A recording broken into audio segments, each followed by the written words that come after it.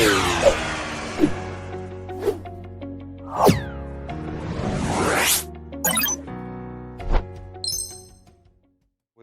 welcome Mr. Louis Delcart, board member of European Academy of Regions, Brussels.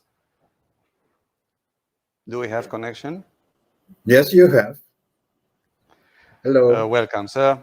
You are a board member of the European Academy of the Regions in Brussels, and having a wonderful career as a generalist in several domains such as banking, real estate projects, regional development, stimulation of companies in internationalization and innovation, and being also a counselor for SMEs in their search for new markets. I'm sure that some of our participants who are going to prepare and enter a career as a businessman will be really keen to listen to your words. So welcome again.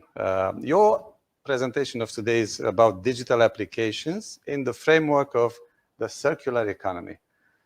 Let's first of all disclose for some of the unaware people watching us, what is this circular economy? Because the term is not very well known in Romania. Circular economy is an idea which raised, let's say, 20 years ago. The Chinese have been the big promoters of circular economy.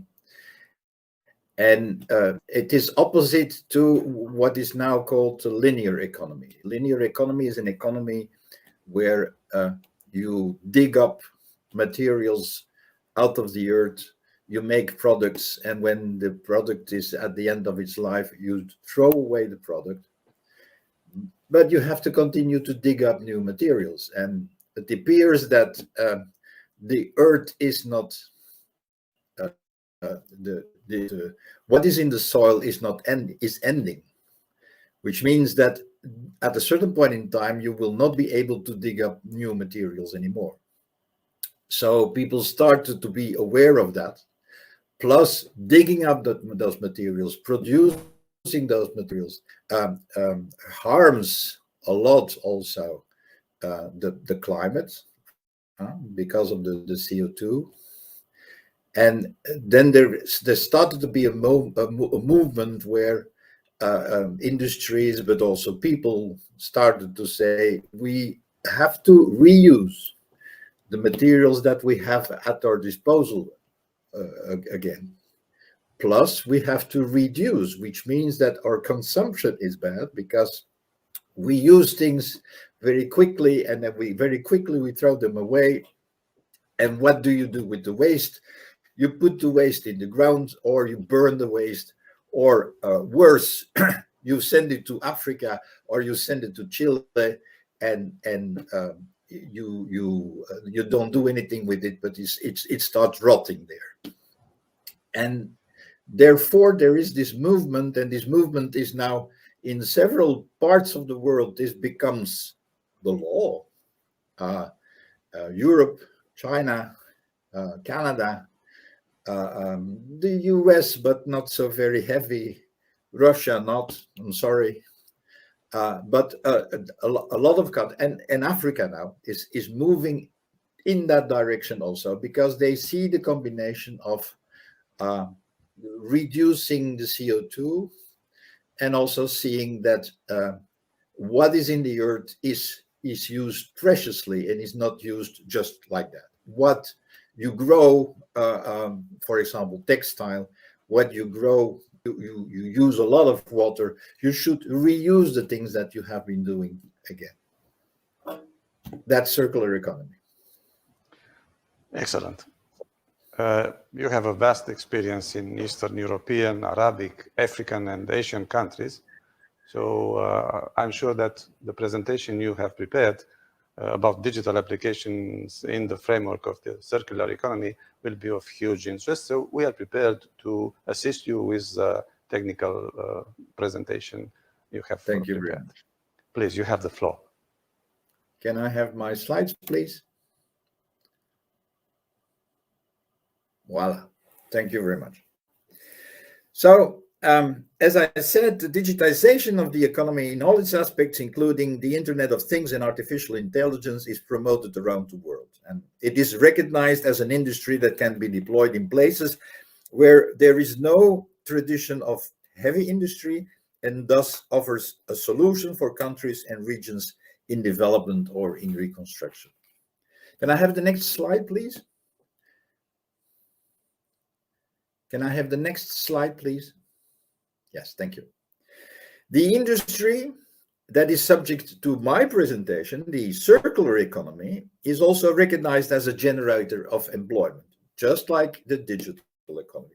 But its focus is on countries and regions that have traditionally already had an industrial tissue, like most European countries, and have built up a new tissue, and that are constrained to shift in order to literally survive in an era with hellish consequences for climate change.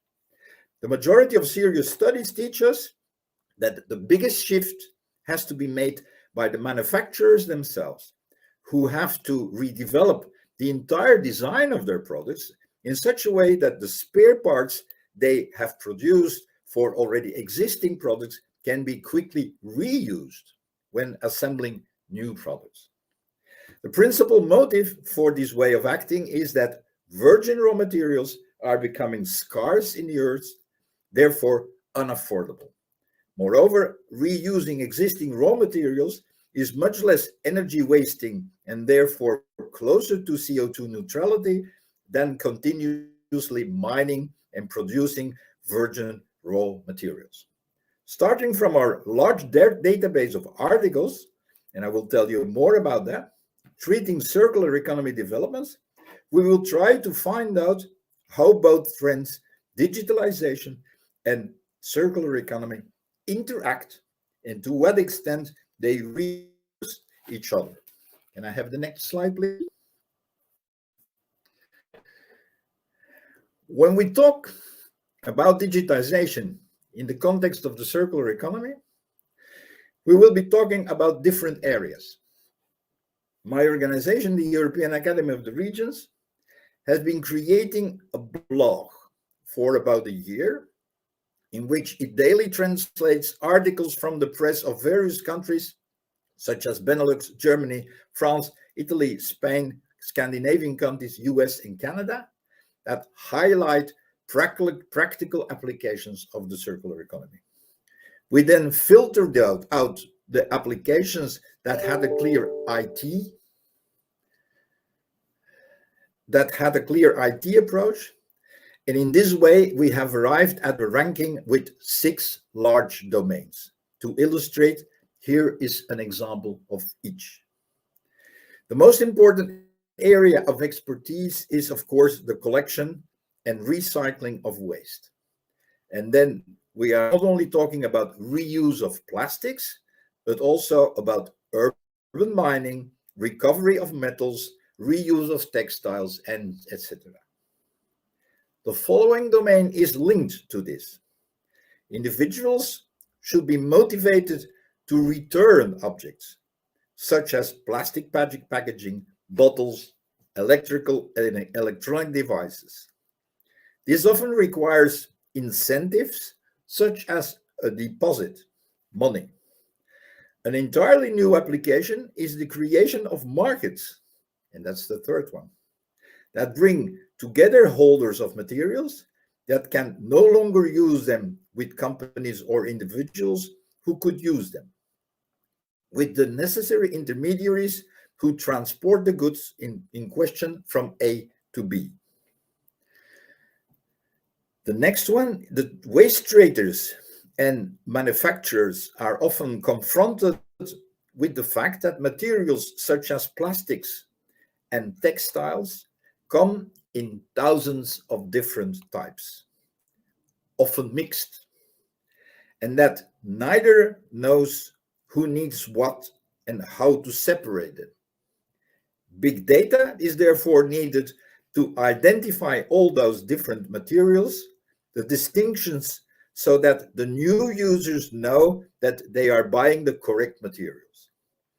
Companies often want to be sure that the lifespan of objects, devices, or machines can be extended as long as possible, and that they can recover the objects at the end of their life for recycling.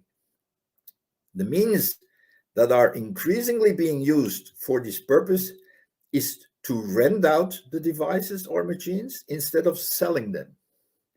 Then the supplier can be sure that they will be well maintained, that he can recover them and replace them at the end of their life cycle. This closes the circle with regard to the circular economy.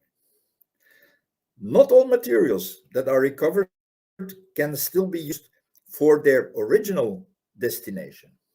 Aluminium and zinc, for example, are infinitely recyclable. Lithium and the other battery materials also, but not many plastics, not always building materials. Nevertheless, hundreds of universities are diligently looking for alternatives to make new things with existing materials.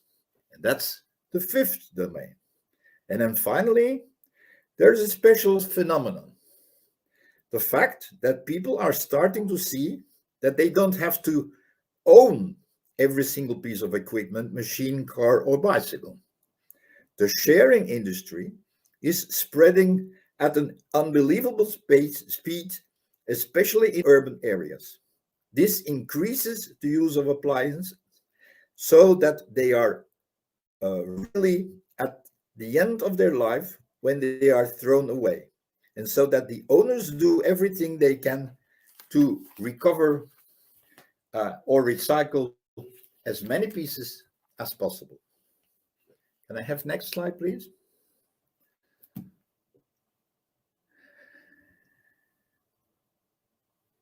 So let's start with waste management, the first. When one speaks about the circular economy, one refers in the first place to the reuse of objects and machines that are considered to be obsolete due to being out of fashion, no longer functioning, or worn out. In the current context, these end up in the garbage bag for separate waste collection or at the waste container park, where waste is also separated and recovered by specialized collectors. But the separate waste collection also mixes many types of waste. In Belgium and the Netherlands, for example, people speak about the PMD bags, where plastic bottles and flasks, metal packaging, and drinking cartons are collected and recycled after sorting. In Northern Europe, computer science often comes in handy for this sorting. The first waste sort machines that come on the market were often still mechanical. They sorted metal magnetically and sorted of waste by rotary screening machines.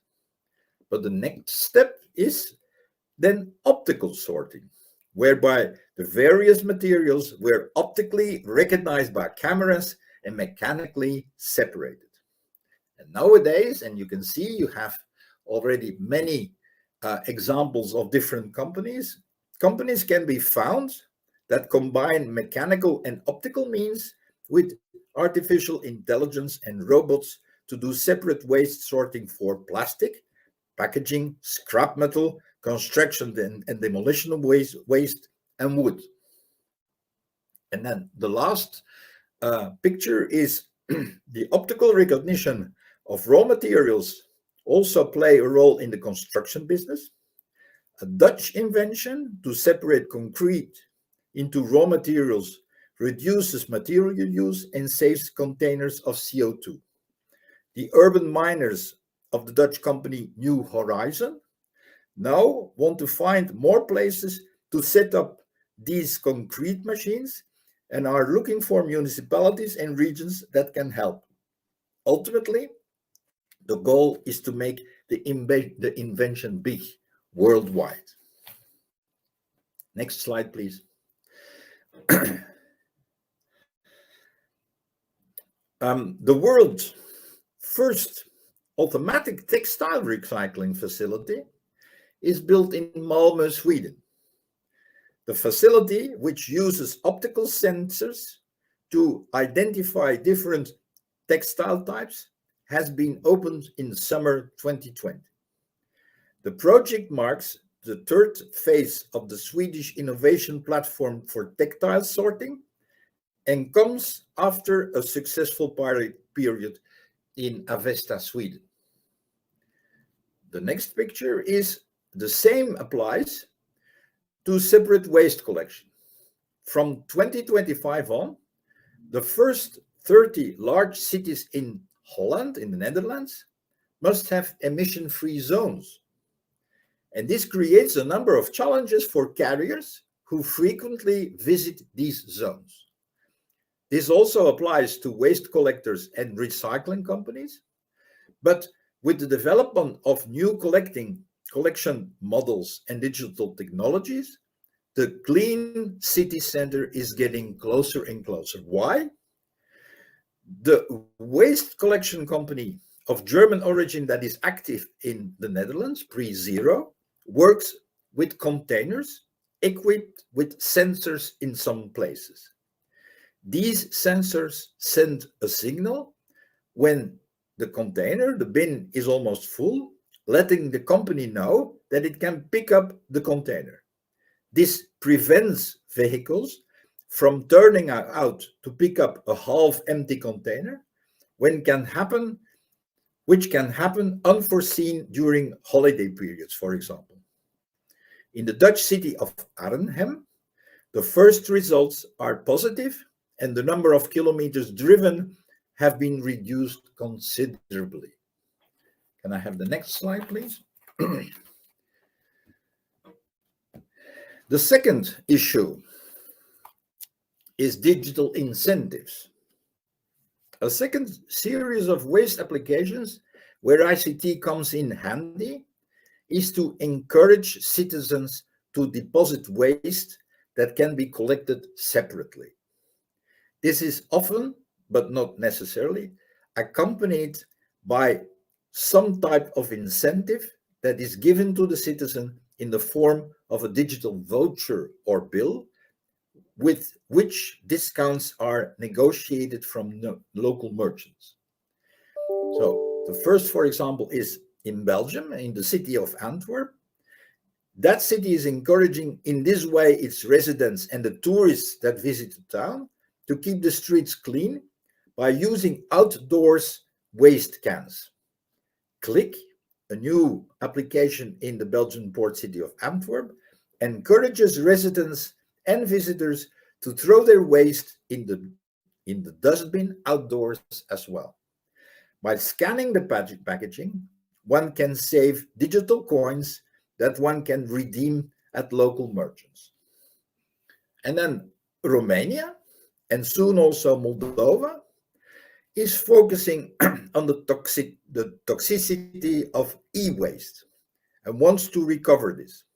Shops who sell the devices and appliances, computers, phones, agreed to take them back and to work on the recovery. This is not different from other EU countries, but the difference lies within the incentive in order to stimulate citizens to bring in their old appliances. In Romania, a program Scrap for Appliances, Rabla pentru Electrocasnice, has been implemented. Romanians receive vouchers, which can be used in stores in exchange for old appliances. The same program could be launched in Moldova, and the value of the ticket will be up to 2,000 lei, depending on the energy class of the product. The Scrap for Appliances aims to encourage Romanians and Moldovans to replace their used appliances with energy-efficient, less polluting ones. And I have the next one.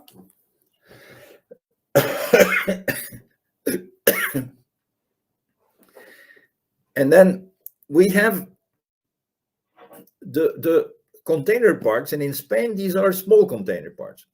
They call it puntos limpios, of clean spots, with containers of various colors in various places of the city.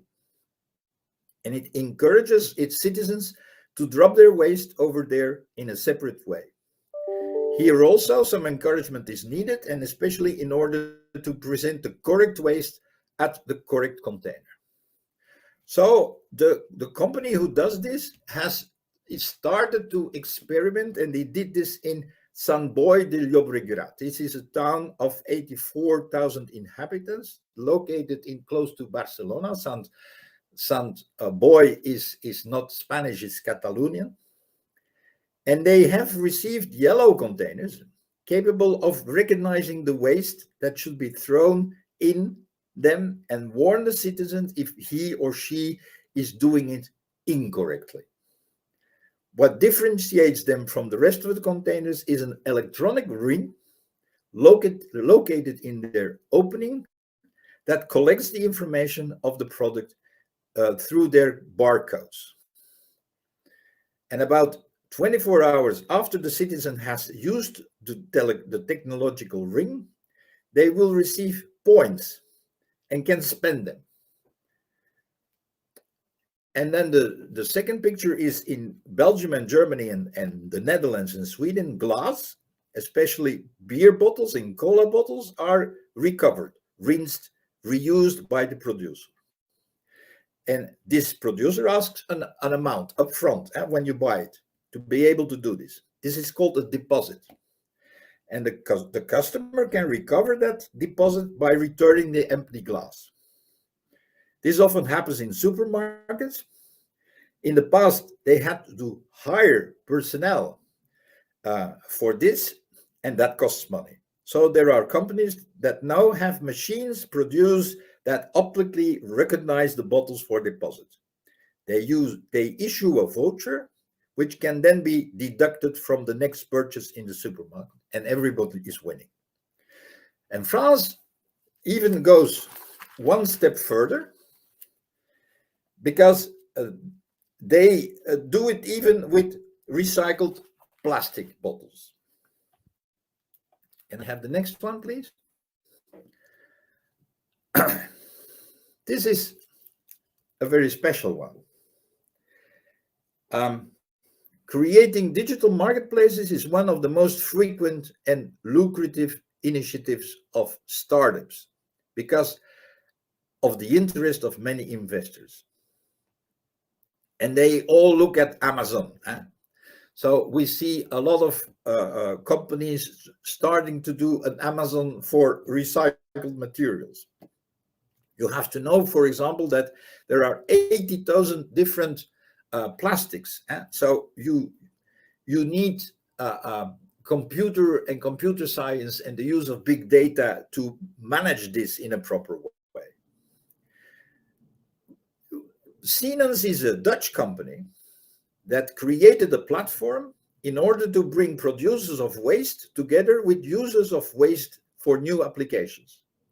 Moreover, they also organize the transport between the two, saving more waste streams from the incinerator. That is its mission. The startup, founded in 2019, ladies and gentlemen, uses technology and smart logistics to help companies recycle residual flows such as coffee grounds, oranges, and oil. Siemens developed a platform for fine-grained waste flows. This allows them to match companies that have to get rid of their waste with parties that want to do something with that waste. The parties themselves choose the location and the time. It's a sort of Tinder, but then for waste. Can I have the next one? This is probably a brand that you know already, and I don't know whether you know that, but it is Lithuanian. The marketplace that grew most in the past 2 years is one of second-hand clothing. For years, there were, like cat and dogs, luxury brands did not want to know anything about the second-hand sales of their clothing and accessories. Too little control, too little exclusive, too much mothball smell. But that time is over now. the Lithuanian platform Vinted has been the driving force behind the change in purchasing behavior, which has now reached such proportions that more second-hand clothes are sold over the virtual counter than new ones, and that the big brands have to adapt. A Boston consultancy study estimates that the industry's annual growth rate at 12%, and in that context, the 3% growth of the normal luxury segment appears very small. And so you have Vinted, but you have many others now. There is Real, there is Depop, there is Grailed, there is Vestiaire Collective. They are platforms for second-hand luxury goods. Can I have the next one? And then we have two that wanted to be an Amazon of their sector. There is Circular in Motion, and that is a startup that is based in Amsterdam, but it is not Dutch. It is only based in Amsterdam, but it's Europeans from various nationalities who created a revolutionary e-commerce platform where their professional expertise and their environmental values are combined in one system. Trading recycled materials safely and reliably only, that is the promise of Circular in Motion. The company aims to become the Amazon of renewable materials. The company's CEO got the idea of the trading platform after working in the petrochemical industry for 22 years. Due to the abundance of links in the supply chain of plastic producers, he noticed that the communication was sometimes difficult. And as a result, companies have little flexibility in choosing partners to do business with. With changing European regulations on the way, whereby producers are obliged to use proportion of recycled material, forced, it is becoming increasingly relevant that buying and selling parties find each other. And they produced a blockchain application where the selling party can only offer renewable materials that are certified as such. And about 100 companies have now joined the beta version of the platform, from waste processors and recyclers to polymer producers and processors, as well as some prominent brand owners. The next one is Refurbed, and that is a repair platform. It is the fastest growing online platform for refurbished electronics in the German-speaking region. Its office is located in Vienna, but most of its software development team is spread over Europe, do you hear? And working remotely. They operate an e-commerce platform with sites in over a dozen different European countries, through which they sell completely renewed electronic like phones, laptops, and tablets. The products sold via its marketplace are like new, come with at least 12 months of warranty, and are up to 40% cheaper and much more sustainable. And the shortage of chips and general shortage of raw material have contributed to the fact that people are buying fewer new goods and using more remanufactured goods. Can I have the next one? And then there is Surplus, German company. And that German company, that German company is very much supported by state subsidies. It has 10 employees and around 1,000 users who are registered on the platform, and the number is increasing. The company is still living on investor and subsidy funds, but investors firmly believe in Surplus. They aim to be a professional procurement platform for plastic and all recycled plastic materials. And then finally, it started to become also in governments, environmentally conscious governments that try to link discarded utensils with companies that want to keep these materials in the cycle. The parties just need to know how to find each other, and hence the importance of ICT and the internet. And the municipality of Apeldoorn recently launched a link between its database with all existing building materials in public space and a digital marketplace. This makes it possible to trade released materials so that they can be reused elsewhere. Can I have the next one? A very big trend is the one that makes the switch from purchasing a device to renting the device and the service it provides. This tendency is high in the list of recommendations put forward by significant institutions to achieve a truly circular economy. In the coming years, instead of traditional sale of light sources, the Belgian lighting company ETAP, for example, and Philips does the same thing, wants to focus more and more on concluding agreements with companies, schools, and hospitals, where ETAP will take over the management of the lighting in general. This means not only cost savings for customers, but in addition, customers can reduce their carbon footprint by combining reduced energy consumption with the reuse of lighting materials. And ETAP's strong asset is that it has both the development and the production in its own hands and can therefore focus on circularity. The other one is a pallet. A pallet to transport goods on a truck or train are also subject of another shift. The Dutch company of Halbertsma, led by a woman, by the way, they made and sold pallets and they rented them out. They have been selling their manufacturing department and are now focusing on the rental and the reuse of pallets. And they are called circular pooling system. They only want to be able to keep those pallets in service for as long as possible, so they need data about their lifespan.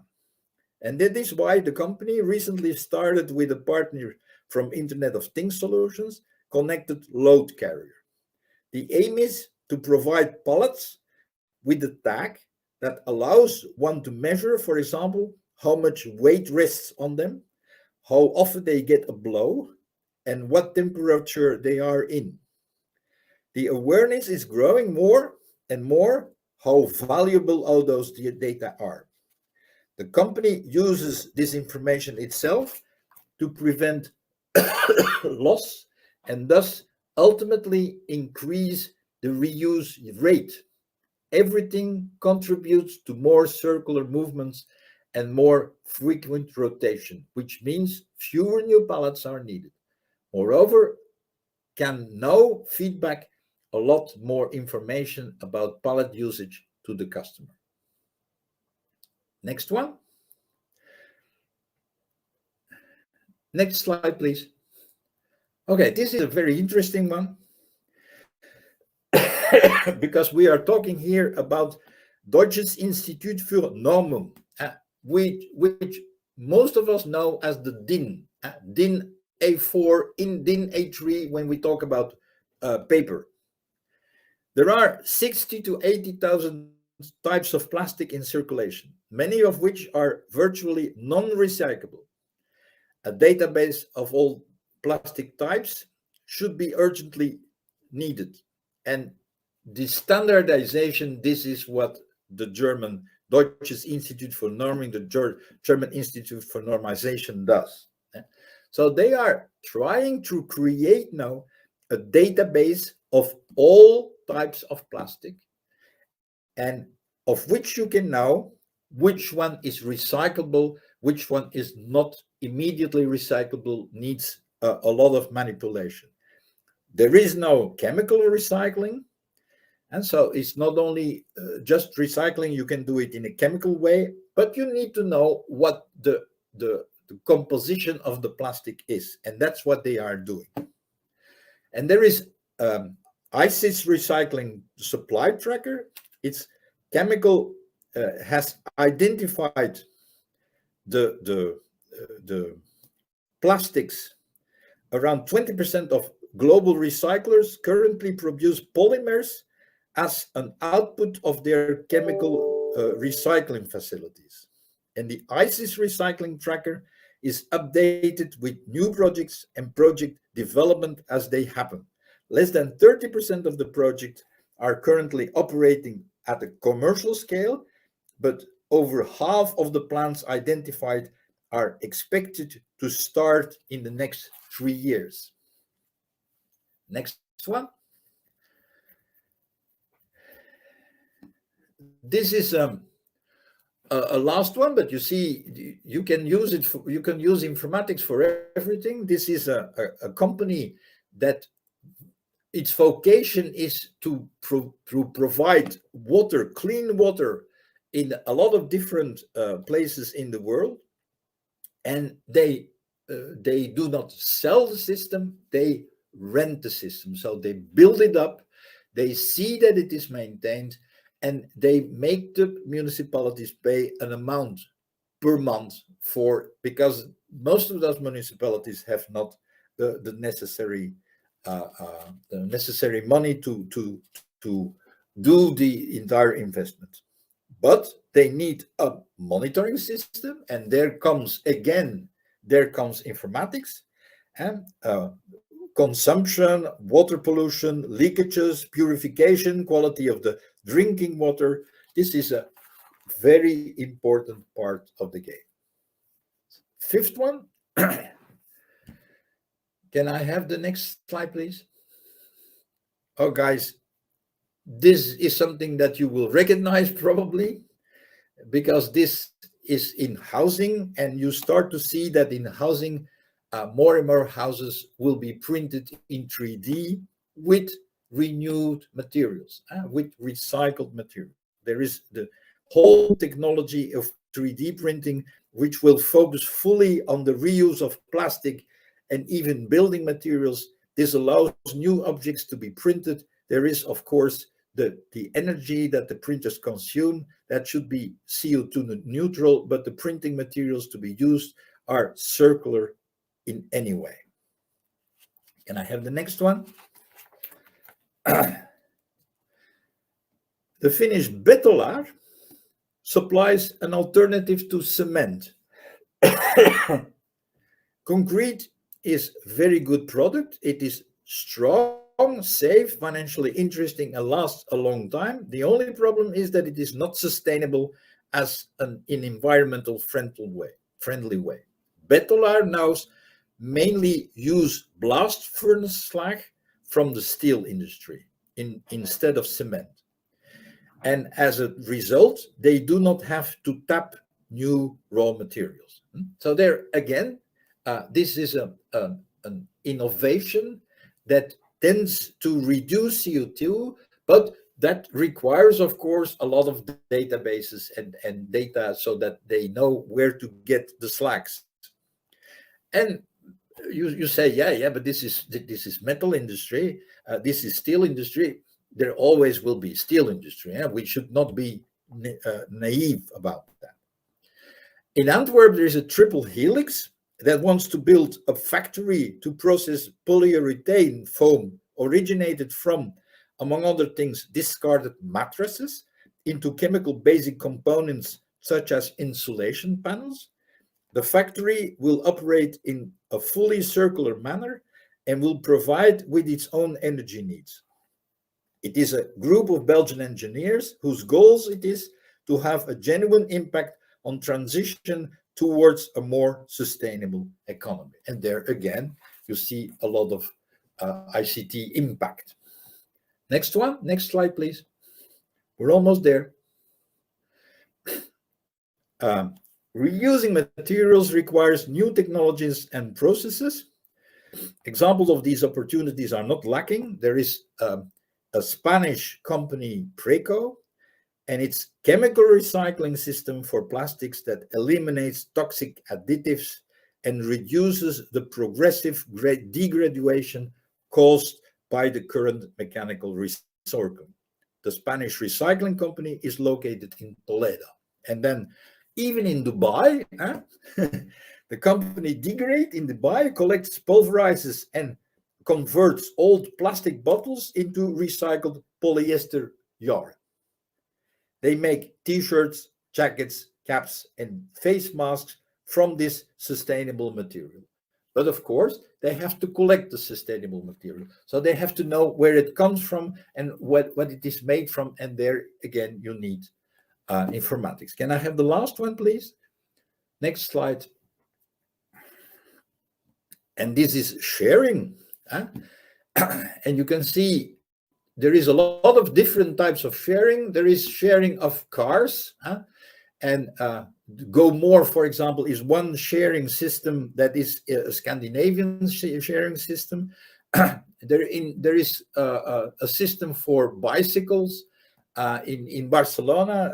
The funny thing is that the country where everybody uses bicycles is Holland, but it doesn't work in Holland because they have their own bicycles.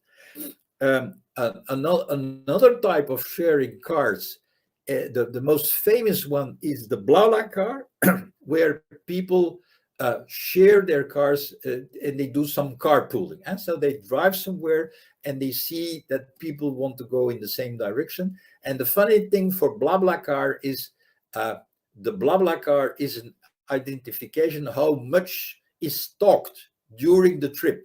You have blah and you have blah blah and you have blah blah blah. Blah blah blah means that people talk all the time during the trip. And then the last one is an app. I have not been talking about food because food is totally different, but I want to indicate one app. It's a Danish startup that connects people in major European cities with shops that provide unsold food. With the help of the app, one can buy surplus fruit and vegetable bread and cakes, as well as leftover food from restaurants, bakeries, hotels at the end of the day. So the food doesn't have to be thrown away. People who come from especially young people, I know a lot of young people in Brussels who look at the end of the day at 5 o'clock where they can get some food they don't have to make, and they go to a restaurant and they buy the food at a very reasonable price. Can I have the last slide, please? No, just next slide, please. Next slide, please. So when you want to know something about agriculture and the waste of food products, I invite you to read my article that is indicated there. Can I have the next slide, please? Next slide. The digitization of processes or design is often so evident that startup initiators no longer mention it. It is therefore very possible that we have overlooked teams in which computer science is in all its aspects is one of the key factors of the breakthrough of circular economy initiative. However, this article offers many avenues for thinking that can offer young graduates ideas for further development in their own environment. After all, that is the advantage of digitization. It requires expertise and software programs, sometimes a high-performance printer, but no factory halls. And if there is one thing that Corona has taught us, it is that projects can be worked on everywhere in the world. There are just those who manually control and produce things that have to be on site. Can I have the last slide then. Thank you very much. And as I mentioned to you, we have a blog about the circular economy, where you see the indication here, on which I publish daily. I just made a book also on the circular economy that can be ordered over there, and that is in English.